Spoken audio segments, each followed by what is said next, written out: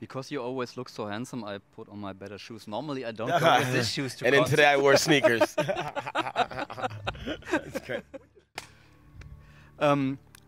I saw your band, I think 2 years ago, in front of AC/DC, or Yes. AC/DC crowd. And it was so amazing because I saw a lot of AC/DC concerts, and most of the supporting bands really do have trouble. But with Vintage Trouble, it was different because you had such an amazing stage performance. How was it for you to go out in such a crowd like this? It's funny because, you know, we'd also heard about a lot of bands having trouble for AC/DC. Even up to like Buddy Guy, we heard, even had trouble opening for AC/DC. So we were a little nervous, to tell you the truth. But then once we got started, and I think because we play soul music with a rock and roll edge, opposed to maybe some other bands that seemed like they were rock and roll bands trying to be AC/DC, I think it helped us that we were just a different kind of band. We're not usually nervous as far as the performance element. We just wanted, I don't know, we just wanted people to like us. And so from the very beginning, first time we went out, as soon as we hit the stage, the audiences were jumping up and down with us, and we knew that we were all right. I don't know very much about your band. Could you tell me a little bit about the beginning, how you gathered in LA? When you live in LA, you know a lot of musicians. And luckily for me, I knew a lot of great musicians. And so there's a time period that a few people I knew were all looking for something different to do. And everyone wanted to do something that didn't really have an identity to it. We wanted to make music that didn't feel like we were trying to do anything except for to make music. So I knew Nale for about 15 years at that time. I knew Rick from a session. And then I knew Richard because he used to play drums in this late night jam sessions we used to have. And I just asked them all to get together. First time we got together, we played Blues Hand-Me-Down, and that was it. We didn't even discuss much about what it would mean to be a band or any of that kind of stuff. We just started and just went for it. And this element that you had for this cool clothes, that came later? That you always look so handsome? No, it started from the beginning. I mean, if you look at, we started out at a place called Harvell's, which is a famous blues club in Los Angeles, Santa Monica. And from the very first show, I have an outfit that I would wear today on stage. So from the very beginning, we knew that there was something about the 50s and 60s where the bands really appreciated the fact that people were coming to see them. And so they felt a responsibility to also let the audiences know that they respected the fact that they were there. So they didn't want to just walk off the street and walk on stage in their regular clothes. It was almost like putting on a superhero costume or something. And we just went for that approach from the beginning. And it's great because people seem to like it. And even the audiences, like you with your shoes, the audiences started liking it as well. They formed this expression right away that was, come dressy, leave messy. And it stuck. Apart from your amazing voice, you have really a strong stage personality. Was that even before Vintage Trouble or developed with Vintage Trouble and the gigs? Oh no, it was way before Vintage Trouble. I think that if I'm glad that now I'm older, and when I was a kid, they didn't have labels for things, because a lot of people think I have a lot of stage personality and charisma and stuff, but I think I probably just have ADHD. Like I just can't sit still, so it works out good for me on stage. I've always been that way as a kid. I was always the one jumping back and forth from bed to bed. I've always been, you know, the one from the time you were building a clubhouse as a kid, a tree house. I would get to the top of the tree house, we'd all be in the tree house, and I was running the meetings and talking to everybody. So I think it's just my general personality. I just like to make people feel better than they did the moment before we came in contact with them. And after forming the band, how long did it take to really conquer the audience? Or was it by the first gig that you really thought, okay, we can make an impression on a crowd with the music like this? No, we knew it right away. From the beginning. We were right after our first gig, we were offered a residency. And we obviously didn't have enough music to make that happen. So we started making songs be really long, and the only way to do that is to involve the audience back and forth. And so we just did that, and it just became part of who we are. But I would literally say from maybe not day one, but from day two, it's been part of our mission. And then when we signed with our manager, Doc McGee, he told us that he didn't really pay attention to the songs when he saw us play. He paid attention to how we were making the audience feel and how they felt connected to us. That sounds like Doc McGee. Yeah. And so it was really nice. And once he said that to us, I guess it really punctuated part of what we did as a methodology, which was a lot of bands say that they include the audience as their other member, but some of those bands I've seen, it doesn't feel like they're including them to me. And we really, really, really, like the audience sometimes will decide our set for us.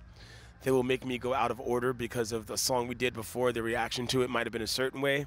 So I'll either want to stay in that mode or move out of that mode.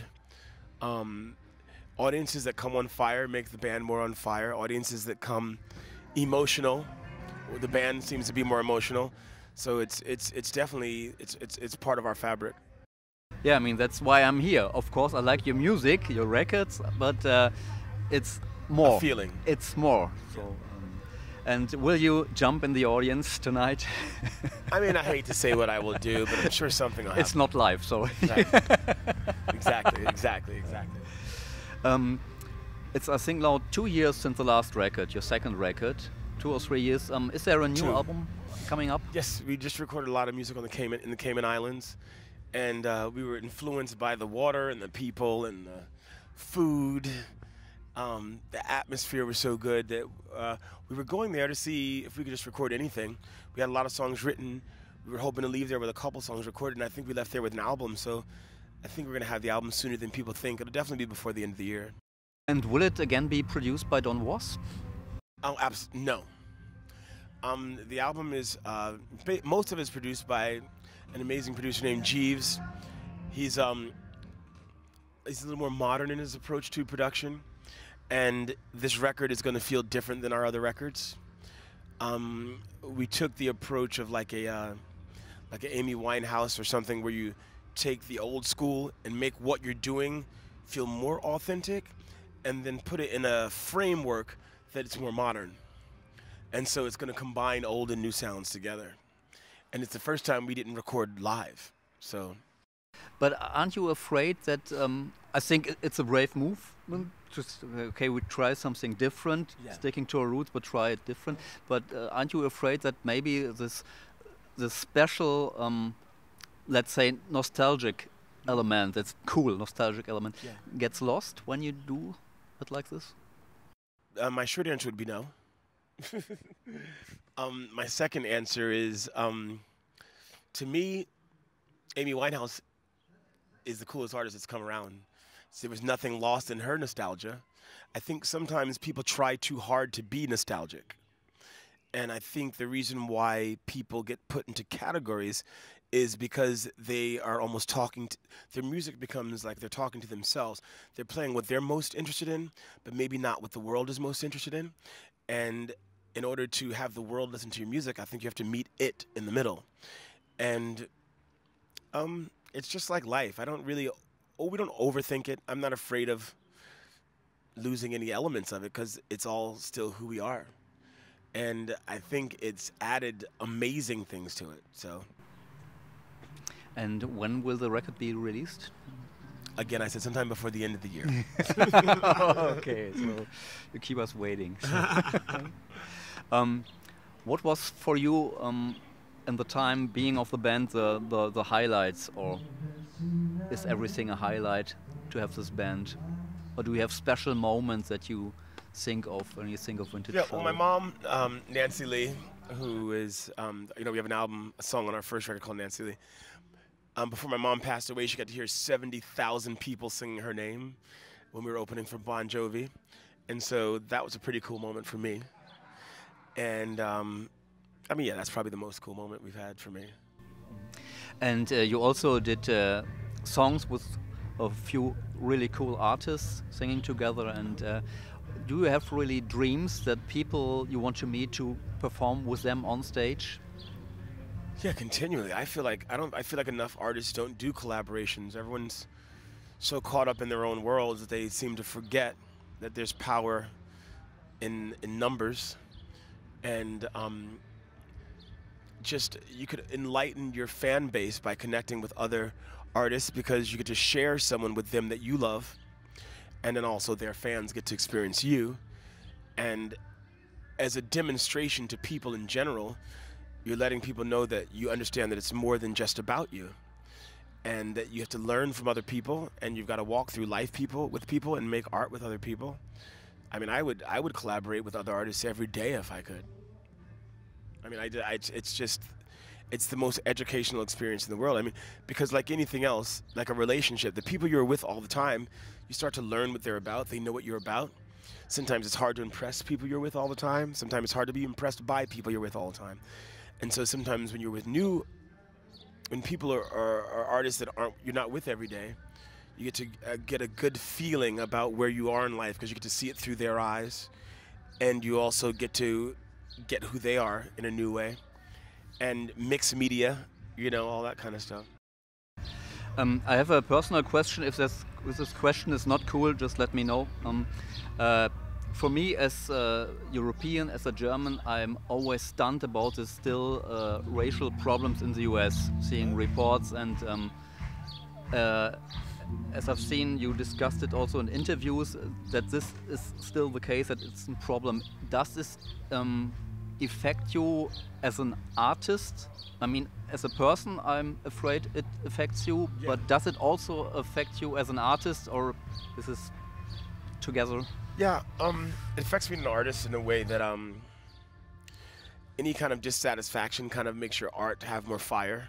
So the fact that people aren't getting simple messages in life, that everyone is the same, and people shouldn't be judged according to what they look like on the outside, it's just a really silly concept. So as an artist, I know how much the world is influenced by art. It makes me feel like I need to do better art to have people understand that more. Everything happens in stages. So for me, I am the kind of person where I always happen to see the bright side. So I know that there's not slavery in the United States anymore. So I know that we have come far. So that lets me know that we can go even further. So it doesn't make me feel stifled. Instead, it makes me feel like I need to kick into action more. That's two things for me. It means I have to represent myself as an African American, and then I also have to do the other kind of side of an artist, which is to represent myself as just a person. So it makes me want to be more ethnic and makes me want to be less ethnic at the same time. What that means to me is, I don't know, writing beautiful lyric poetry that has things involved in it that are specific to my culture, and that at the same time, it means the way I see people, the way I judge people, the way I react with people on stage, I've got to demonstrate that contact human to human should be soul to soul and not skin to skin. The last question in this context, you had 8 years of Obama, and even as a German, seeing when Obama was elected, it was, yeah, I really have to say it was emotional. I mean, yes. I'm not an American, but it was, even in Germany, when you saw it on television, you had the feeling, this is really, really special. And seeing people crying because there's a black president elected. If I may ask, how did this feel for you, for your family? Yeah, for me it was amazing because my grandmother at 100 years old got to vote for Obama when she was 100 years old. So to be a woman, a black woman, and 100 years old in the United States, you go back 100 years, you realize what she has seen happen. And then for her to see a black president get elected, it was like, I mean, there's no way when she was a kid she thought it could ever happen. So it was monumental in the sense that every kid that was born after that date, or everyone that was young enough to be really impressionable, their life changed at that moment. They will live an entire life understanding that the possibilities for them are endless. And prior to that happening, there was a finite point. And so it just opened everyone's eyes to the fact that although we thought we were the same, we hadn't really been the same. We hadn't been treated quite to a degree that would allow us to feel like we can get to the top as well. And I mean, even for someone like an Oprah Winfrey, or someone like a great athlete or a great scientist, you know. What was the movie that was just out about the 3 women scientists? That, you know, all those things had happened, but still we were not able to get into the White House, and we were just as smart and anything. I mean, still there's not been an Asian president, an Asian American president, or a Latin American president, you know, so there's still other levels that we have to get to. But for us as African Americans, it was beyond monumental. I literally, like, I watched, and it happened fast because you were watching the polls go down, and then all of a sudden it was a sweep. It's ended earlier than we all thought it was going to end, and it was to me. I'm not him. I've never run for anything political. I don't even know a lot of the details of politics except for the stuff I need to know for my everyday life and for trying to get the world to be better. But I felt it was one of the hugest victories of my life. Great last words. Thank you very much.